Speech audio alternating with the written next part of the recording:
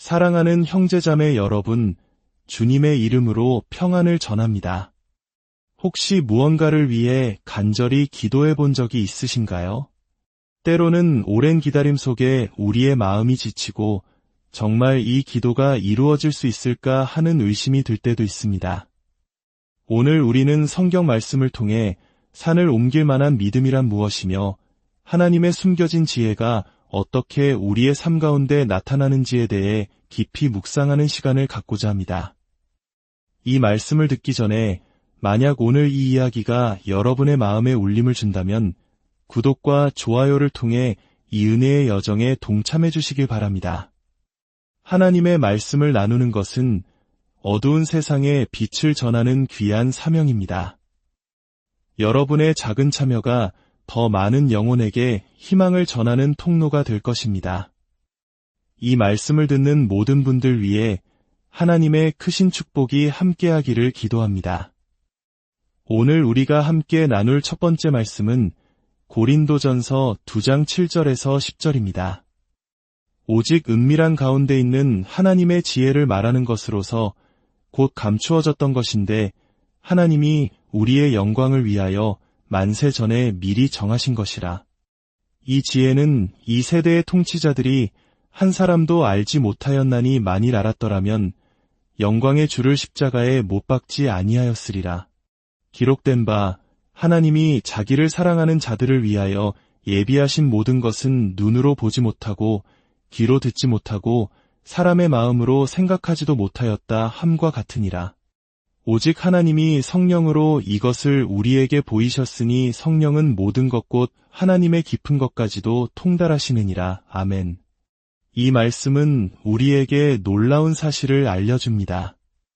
하나님께서는 우리를 위해 상상조차 할 수 없는 놀라운 것들을 예비해 두셨다는 것입니다. 그것은 우리의 눈이나 귀 또는 인간적인 생각으로는 결코 헤아릴 수 없는 차원의 것입니다. 세상의 지혜로는 결코 깨달을 수 없기에 세상의 통치자들은 영광의 주님이신 예수님을 알아보지 못하고 십자가에 못 박는 어리석음을 범했습니다. 하지만 하나님께서는 그 깊고 비밀스러운 계획을 우리에게 알려주길 원하십니다. 바로 성령님을 통해서입니다. 성령님은 하나님의 가장 깊은 마음속까지도 꿰뚫어 보시는 분이며 그 놀라운 비밀을 우리 영혼에 직접 속삭여 주시는 분입니다. 이제 이 영적인 원리를 가지고 마가복음 11장 22절로 가보겠습니다. 예수님께서 제자들에게 믿음의 본질에 대해 직접 가르치신 말씀입니다. 예수께서 그들에게 대답하여 이르시되 하나님을 믿으라. 이 말씀은 참으로 단순하지만 모든 것의 시작입니다. 너 자신을 믿으라. 내 친구나 가족을 믿으라. 내가 가진 능력을 믿으라고 말씀하지 않으셨습니다. 오직 하나님을 믿으라고 하셨습니다. 그리고 이어서 이렇게 말씀하십니다. 내가 진실로 너희에게 이르노니 누구든지 이 산더러 들리어 바다에 던져지라 하며 그 말하는 것이 이루어질 줄 믿고 마음에 의심하지 아니하면 그대로 되리라. 그러므로 내가 너희에게 말하노니 무엇이든지 기도하고 구하는 것은 받은 줄로 믿으라. 그리하면 너희에게 그대로 되리라. 아멘. 할렐루야. 여러분, 이 말씀을 깊이 묵상해 보십시오. 예수님은 우리가 기도하는 모든 것을 받게 될 것이라고 약속하셨습니다. 여러분이 지금 무엇을 위해 기도하고 계십니까? 어떤 간절한 소망을 품고 계십니까? 어떤 영적인 꿈을 꾸고 계십니까? 성령님께서는 오늘 우리에게 분명히 말씀하십니다. 너는 그것을 받게 될 것이다. 하지만 많은 사람들이 이 약속을 온전히 누리지 못합니다. 그 이유는 무엇일까요? 어쩌면 가장 큰 문제는 우리가 더 이상 아무것도 간절히 원하지 않기 때문일지도 모릅니다. 사탄은 우리의 삶에 무감각과 체념을 심어 놓습니다. 오랜 시간 교회에 다니면서도 내 인생은 이제 끝났어. 진작 됐어야 할 일이라면 벌써 됐겠지라는 생각에 사로잡혀 그저 의무감으로 습관적으로 신앙생활을 합니다. 마음속에 뜨거운 열망, 간절한 소원이 없는 것입니다. 배고프지 않은 사람에게는 아무리 진수성찬을 차려주어도 먹일 수 없습니다. 마찬가지로 영적으로 갈망하지 않는 사람에게는 하나님의 말씀을 선포해도 그 말씀이 심령에 닿지 못합니다. 그래서 성경은 먼저 구하는 것, 즉 소원하는 것이 있음을 전제로 말씀하십니다. 혹시 여러분 곁에 앉은 사람이 아무것도 원하지 않을 수도 있습니다. 하지만 그 사람 때문에 여러분의 열정까지 식어서는 안 됩니다. 믿음은 지극히 개인적인 것입니다. 주님 앞에 홀로 서서 부르짖어야 합니다. 주님, 저는 여전히 주님을 원합니다. 제 안의 열정을 거두어 가지 마옵소서. 물론 그 열정은 때로 고통스럽습니다. 이루어지지 않은 꿈을 품고 사는 것은 아픈 일입니다. 그래서 어떤 사람들은 그 고통이 두려워 차라리 아무것도 원하지 않는 편을 택합니다. 뜨거운 열정 대신 차가운 평온함 속에 안주하려 합니다. 하지만 기억하십시오. 그 아픔은 우리가 영적으로 살아있다는 증거입니다. 예수님은 말씀하십니다. 무엇이든지 너희가 소원하고 기도할 때 단지 마음속으로 바라는 것만으로는 충분하지 않습니다.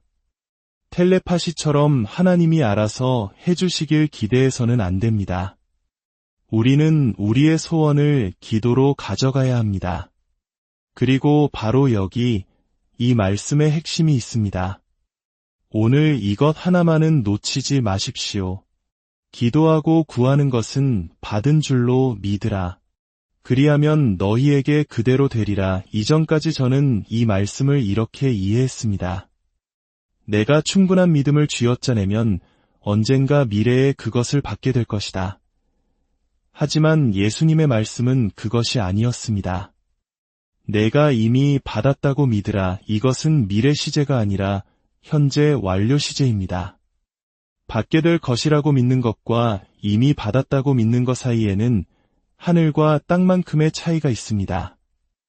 우리가 기도할 때 대부분은 하나님께서 앞으로 주실 것이라고 믿습니다. 하지만 그 믿음에는 그것을 소유하게 될 것이라는 보장이 없습니다. 예수님께서 말씀하시는 것은 이것입니다. 아직 내 손에 쥐어지지 않았고 내 눈에 보이지 않더라도 먼저 내 영혼 안에서 그것을 받았음을 믿으라는 것입니다. 그 믿음의 결과로 현실의 삶에서 그것을 소유하게 될 것이라는 약속입니다. 이것은 인간의 의지로 만들어낼 수 있는 믿음이 아닙니다. 믿어야 해, 믿어야 해 라고 스스로를 채찍질해서 쥐어짜내는 긍정적인 생각과는 차원이 다릅니다. 만약 그렇게 억지로 믿음을 만들어내야 한다면 그것은 아직 당신의 것이 아니라는 신호일 수 있습니다. 우리의 모든 소원이 거룩한 것은 아니기 때문입니다. 때로는 우리의 욕심과 인간적인 생각이 뒤섞여 있습니다. 그렇기에 우리의 소원은 반드시 기도라는 불 속에서 정화되는 과정을 거쳐야 합니다. 기도는 하나님과 우리의 소원을 조율하는 시간입니다. 그 과정 속에서 어떤 소원은 사라지고 어떤 소원은 더욱 선명해집니다. 그렇다면 이 소원이 하나님으로부터 온 것인지 아니면 나의 욕심인지 어떻게 알 수 있을까요? 바로 이미 받았다고 믿을 수 있는 초자연적인 믿음이 내 안에서 생겨나는가에 달려 있습니다. 하나님께서 주신 소원일 때에만 성령님께서 우리 마음에 이미 받았다는 확신을 부어주십니다. 이것은 영적인 원리입니다. 당신의 삶에서 어떤 것을 받기 원한다면 먼저 당신의 영 안에서 그것을 받아야 합니다. 물질적인 세상에서 치유를 경험하기 전에 먼저 당신의 영 안에서 치유를 받아야 합니다. 현실에서 풍요를 누리기 전에 먼저 당신의 영 안에서 풍요를 받아야 합니다. 어떤 사람들이 가난에서 벗어나지 못하는 이유는 그들의 영이 가난하기 때문입니다. 나는 안 돼라는 가난한 사고방식에 갇혀 있기 때문입니다. 축복은 먼저 우리의 영 안에서 시작되어 우리의 삶으로 흘러넘치는 것입니다.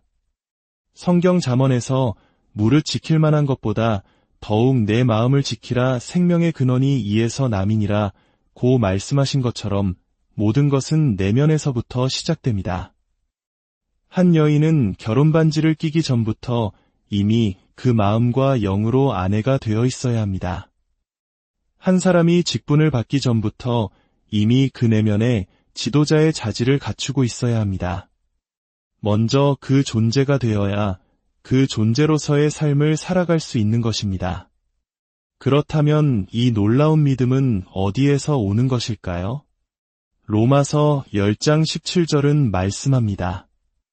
그러므로 믿음은 들음에서 나며 들음은 그리스도의 말씀으로 말미암았느니라. 우리는 흔히 이 말씀을 설교를 듣거나 성경을 읽을 때 믿음이 생긴다고 이해합니다.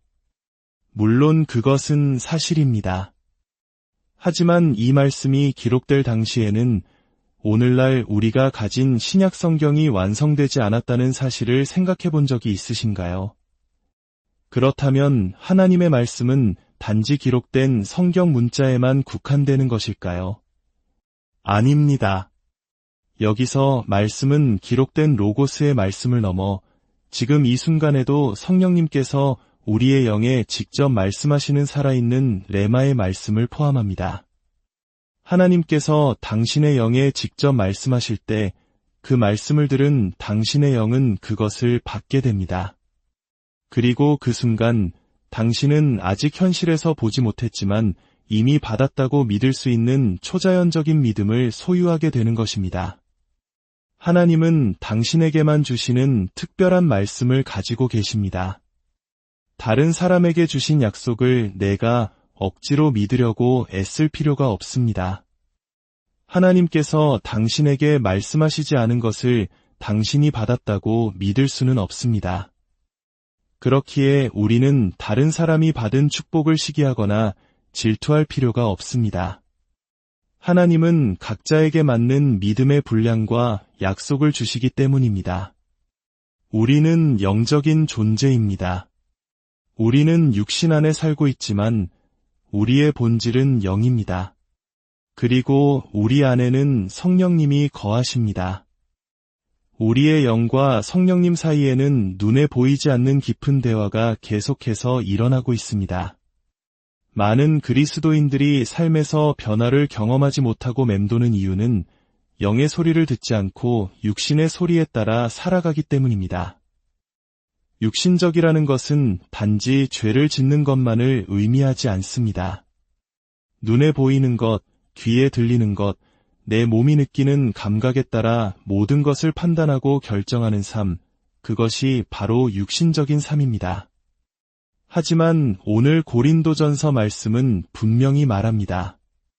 하나님께서 우리를 위해 예비하신 것은 우리의 눈과 귀와 감각을 초월하는 것이라고 말입니다. 눈으로 보지 못하고 귀로 듣지 못하고 사람의 마음으로 생각하지도 못한 것들, 하나님은 당신의 삶에 만질 수 있고 경험할 수 있는 실제적인 것들을 행하기 원하십니다. 하지만 그 놀라운 일들은 육신의 통로가 아닌 영의 통로를 통해 당신에게 올 것입니다. 그러므로 우리는 기도의 자리에 나아가 영적인 출산을 준비해야 합니다. 다른 차원의 문을 열어야 합니다. 지금 이 순간 당신의 영 안에서 이미 받았다고 믿으십시오. 아직 통장 잔고는 그대로일지라도 영 안에서는 풍요함을 받으십시오. 아직 몸은 아플지라도 영 안에서는 치유를 받으십시오. 아직 아무도 당신을 인정해주지 않을지라도 영 안에서는 이미 그 존재가 되십시오. 영 안에서 받은 것을 가지고 오늘을 걸어가십시오. 그러면 당신의 삶은 당신의 영이 받은 것을 따라 변화될 것입니다.